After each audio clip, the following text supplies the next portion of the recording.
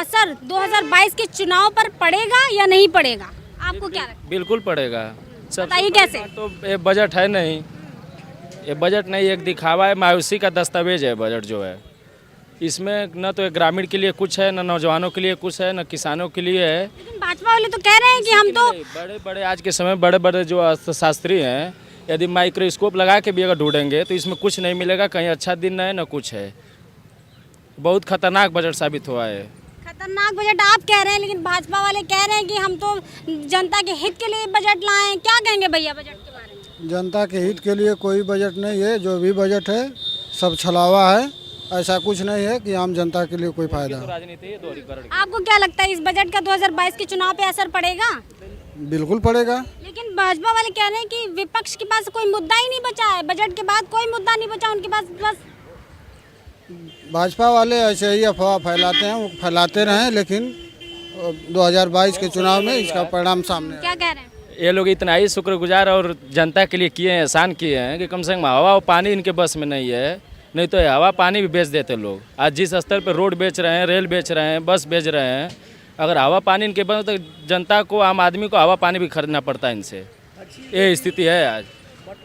वर्तमान जो केंद्र में सरकार है, ये जनता से झूठा वादा करके पूरी देश पे जो है शासन किया हुआ वो तो है। कह रहे हैं हम झूठा वादा नहीं करते, अगर हम काम नहीं कर रहे होते तो हम अपने इतने कार्यालय उन्होंने बना लिए, हर राज्य में उन्होंने सरकार बना ली है, तो कह रहे हैं वो। इलेक्शन से पहले झूठा वादा नहीं किया है। 15 लाख रुपए अकाउंट में आएंगे, खाते में आएंगे, हैं जीएसटी को लेकर के तमाम। मुझे ऐसा लगता है कि पूरे देश 15 अगस्त सन 1947 को ये मुल्क आज़ाद हुआ। आज़ादी के बाद ऐसा लगता है गोरे अंग्रेज़ों के बाद आज काले अंग्रेज़ देश पे हुकूमत किए हुए हैं। दोबारा देश को आज़ाद कराने के लिए हमें एक बार और लड़ाई लड़नी होगी।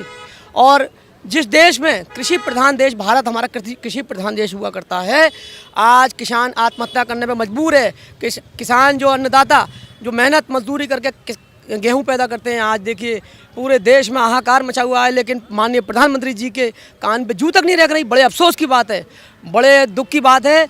ऐसा लगता है कि काले अंग्रेज़ देश पे हुकूमत किए हुए हैं। हमें ये कहने में कोई शर्म नहीं आएगी कि पूरे देश के अंदर किसान और एक आम जनता परेशान है, आम जनता हाहाकार कर रही है, लेकिन माननीय प्रधानमंत्री जी के ऊपर और तमाम जो ये देश के अंदर बैठे हैं, अमित शाह जी और रक्षा मंत्री आपके राजनाथ सिंह जी, इस ओर इनका कोई ध्यान नहीं है।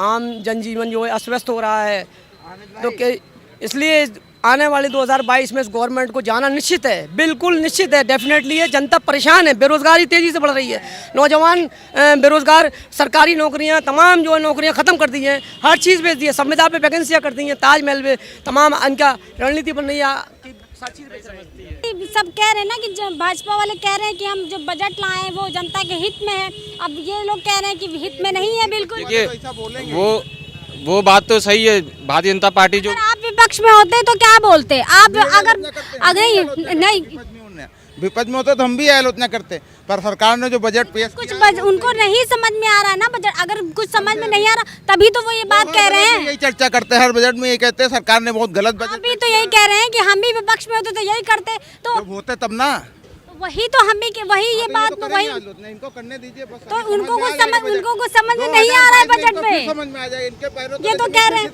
ये तो कह रहे हैं कि इनको कुछ समझ में नहीं आ रहा है, पैरों के नीचे जमीन खिसक जाएगी।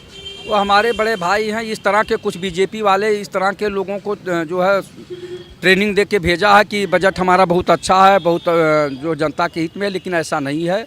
हकीकत में चूँकि जो बार बार आप पूछ रही हैं कि बीजेपी वाले कह रहे हैं, बीजेपी वो तो कहेंगे ही कि बजट जो है बड़ा अच्छा है, लेकिन बेरोजगारी की समस्या आप देख रही हैं। जो पढ़ लिख के MSc PhD करके सड़कों पे घूम रहे हैं वो रोज़गार खोज रहे हैं, लेकिन रोज़गार दे नहीं पा रहे हैं, तो बजट किस स्तर का है आप स्वयं में देख रही हैं। और जो अभी हमारे भाई ने कहा कि गांव में जाके, गांव से कोई बहुत ज़्यादा नहीं मतलब है, गांव से ही आदमी शहर की तरफ आ रहा है और गाँव की समस्या लेके आ रहा है। अभी आपने देखा एक बच्चा जो है आके कल जो है आत्महत्या करने का कोशिश किया और उसकी सुनी नहीं गई। वो किसान का बेटा था, अपनी ज़मीन को नपाना चाह रहा था, वहाँ का लेखपाल नहीं सुन रहा।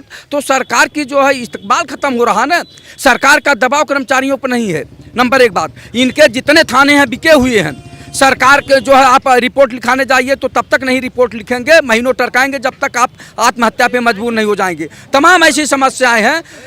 देखिए गरीब जनता परेशान है, सरकार के कान में जूं नहीं रेंग रही है, चाहे उत्तर प्रदेश सरकार हो चाहे केंद्र सरकार। अभी आपने कहा कि बड़ा अच्छा बजट है।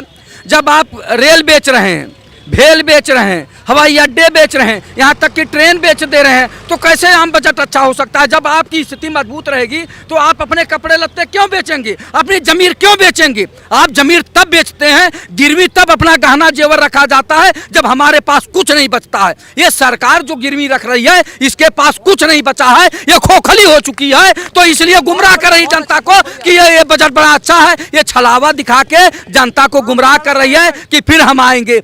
आप महिला हैं, आप देखिए, हम अपनी माताओं को देखते हैं, अपनी बहनों को देखते हैं, जब झुमकी बेचने जाते हैं, जब एकदम लाचार हो जाती, असहाय हो जाती कि कहीं से कोई चारा नहीं, कहीं से कुछ मिलने वाला नहीं, तब जेवर और गहना जो है गिरवी रखा जाता है।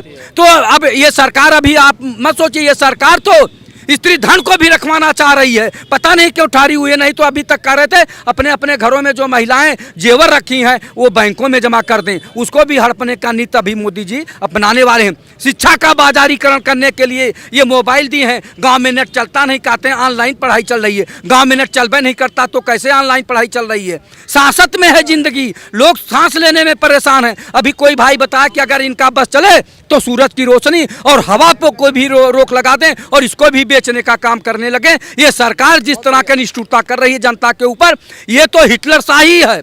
हिटलर शाही और औरंगजेब की याद आ रही है कि वो लोग शासन किए थे, ये कहते हैं हम फिर आएंगे। अरे भाई 100 साल तक ये लोग हिटलर और मुस्लिम लोग किए हैं, और कौन है अभी औरंगजेब वगैरह किए हैं, अंग्रेजों ने किया है। तो कर लो शासन, कर लो, जनता को जो है रोलर चला दो एकदम से इनके ऊपर, ये मर जाए। आप तो वो चाह रहे हो कि जनता जो है खुशहाल रहे ही नहीं, रोए। ये लोग खून का आंसू रो रहे हैं। अब ये किस तरह से जीत रहे हैं? केवल जीतने के बल, केवल जीतने से ही जनता खुश नहीं होती। आप जीत कर खुश हो रहे हैं ना। तमाम ऐसे शासक हुए हैं जो तलवारों के बल पर भी शासन किए हैं, वही तलवार के बल पर ये शासन कर रहे हैं। तो जैसा कि आपने देखा कि कल जो बजट पेश हुआ था उसको लेकर हमने जनता से बात की, तो उन्होंने बता दिया है कि जो बजट आया है ना वो किसानों के हित में है और ना ही जनता के हित में है।